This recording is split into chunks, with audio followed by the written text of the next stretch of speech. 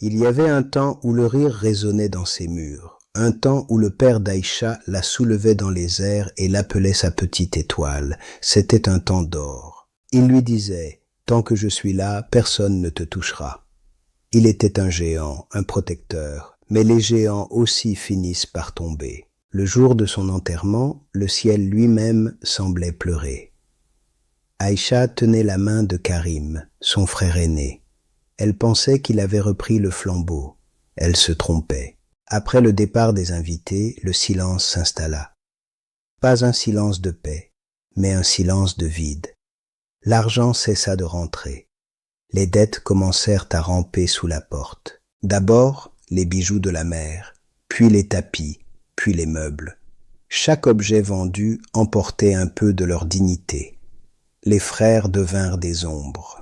Karim ne dormait plus, Youssef buvait le peu qu'ils avaient, Malik regardait le sol, la faim tordait les ventres et les esprits, c'est la faim qui a ouvert la porte au diable. Aïcha faisait tout pour aider, elle nettoyait, elle cuisinait avec des restes, elle voulait être utile, elle ne savait pas qu'elle était devenue l'objet de la transaction. Cette nuit-là, l'orage couvrait leurs voix, mais pas assez. Karim posa la proposition sur la table. Un homme riche cherchait une épouse, ou plutôt une servante de luxe, pour une nuit. Malik a hésité. « C'est notre sœur, Karim. » Mais Karim a frappé la table. « C'est notre survie. Tu veux mourir de faim ?»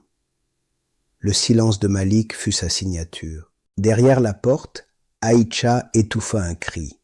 Son monde s'effondra. Ce n'étaient pas des monstres sous son lit qui lui faisaient peur, c'étaient les hommes dans sa cuisine. Au matin, elle lava son visage. Elle espéra que c'était un cauchemar, que ses frères allaient lui dire qu'ils l'aimaient, qu'ils allaient la protéger. « Mais ça, dit Karim en lui tendant une robe rouge, on va voir un ami de père, il va nous aider. » Son sourire ne montait pas jusqu'à ses yeux. La robe était belle, trop belle, comme celle qu'on met à une poupée avant de la vendre. Aïcha la mit, tremblante. Elle voulait encore croire au miracle. Le voyage fut une éternité. Aïcha regardait le paysage défiler, se demandant si elle le reverrait. Elle pensait à ses rêves d'école, de mariage d'amour. Tout s'éloignait. La villa était une forteresse. Le portail s'ouvrit comme une bouche noire. Les frères ne se regardaient pas. Ils regardaient l'argent qu'ils allaient recevoir. Quand elle vit l'homme, elle sut. Ce n'était pas un ami, c'était un acheteur. Elle recula. « Karim, non, supplia-t-elle. S'il te plaît. » Karim ne répondit pas. Il prit l'enveloppe. Il vendit sa chair et son sang pour du papier. Il se tourna et marcha vers la voiture, sans un mot. « Non !»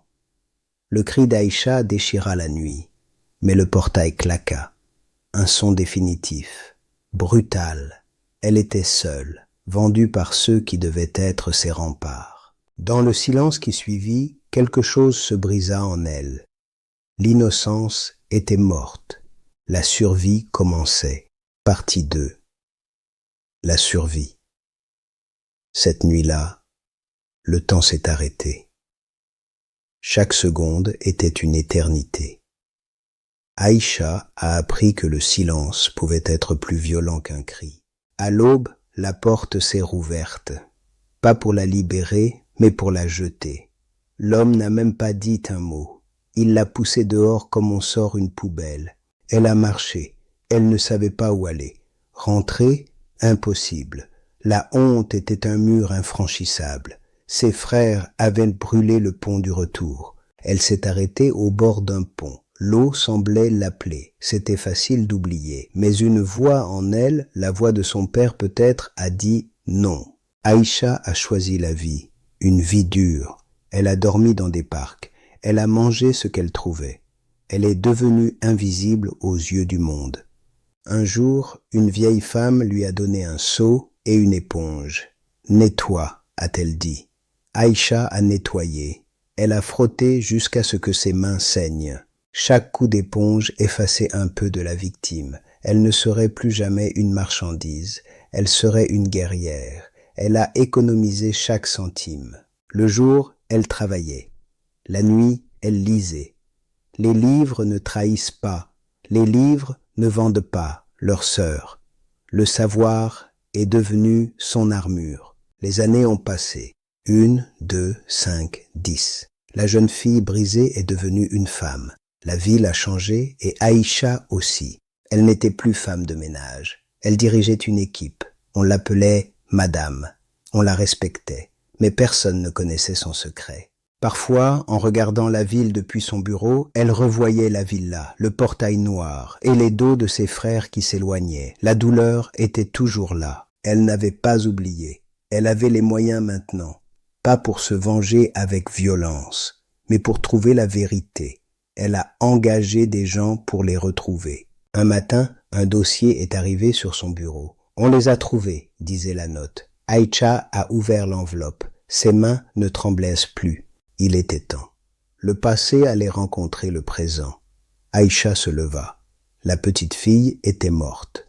La juge était née.